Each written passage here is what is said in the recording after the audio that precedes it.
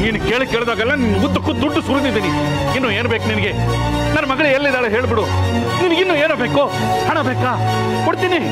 ನನ್ನ ಮಗಳಿಂದ ಬೇಕಾದ್ರೆ ಡಿವೋರ್ಸ್ ಕೊಡಿಸ್ಬಿಡ್ತೀನಿ. ನನ್ನ ಮಗಳನ್ನ ಮಾತ್ರ ನನಗೆ ವಾಪಸ್ ಕೊಟ್ಬಿಡು.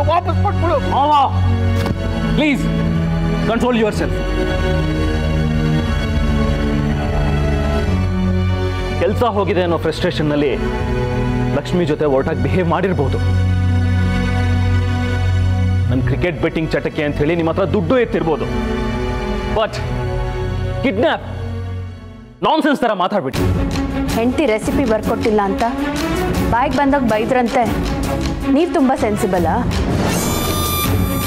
ತಲೆ ತಗ್ಸೋದಲ್ಲ, ನಿಜ ಬಾಯ್ಬಿಡ್ಬೇಕು.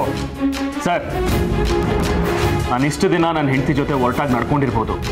ಬಟ್ ನನ್ನ ಹೆಂಡತಿ ಕಾಣದೇ ಇರೋದ್ರ ಬಗ್ಗೆ ನನಗೇನು ಗೊತ್ತಿಲ್ಲ.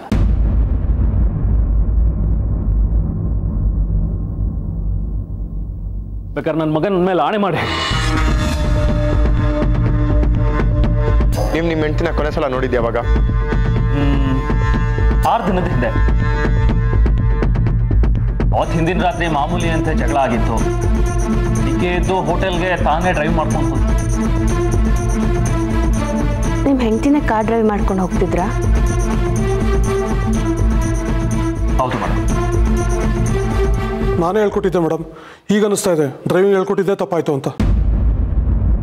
ಇಲ್ಲ ಅಂದರೆ ಮೇಡಮ್ ಒಬ್ಬರೇ ಹೋಗ್ತಿರ್ಲಿಲ್ಲ, ಕಿಡ್ನಾಪು ಆಗ್ತಿರ್ಲಿಲ್ಲ.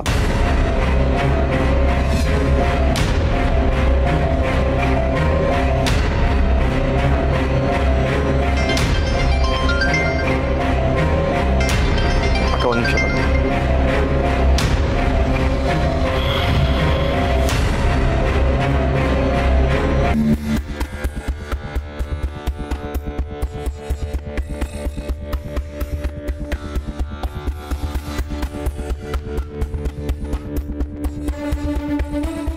ಹಲೋ.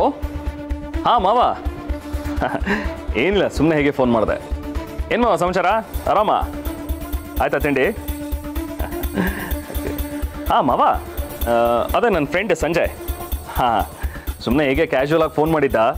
ಹಿಂಗೆ ಮಾತಾಡ್ತಾ ರೇಗಿಸ್ತಾ ಇದ್ದ. ನೀನು ಬಿಡಪ್ಪ, ನಾನು ಮದುವೆ ಆಗಬೇಕಾಗಿರೋಳನ್ನು ಮದುವೆ ಆಗಿ ಸೆಟ್ಲ್ ಆಗಿಬಿಟ್ಟೆ ಅಂತ ಸುಮ್ಮನೆ ತಮಾಷೆ ಮಾಡ್ತಾ ಇದ್ದ ಅನ್ಸುತ್ತೆ. ಮಾವ, ಈ ಬಗ್ಗೆ ನಿಮ್ಗೇನಾದ್ರೂ ಗೊತ್ತಾ ವಿಚಾರ? ಹೂನಪ್ಪ, ಅವನು ಮನೆಗೆ ಬಂದು ಲಕ್ಷ್ಮಿನ ಕೇಳಿದ್ದ. ಅದೆಲ್ಲ ಹಳೆ ಕತೆ, ಈಗ ಯಾಕೆ? ಹಾಂ ಮಾವ, ಆಮೇಲೆ ಫೋನ್ ಮಾಡ್ತೇನೆ.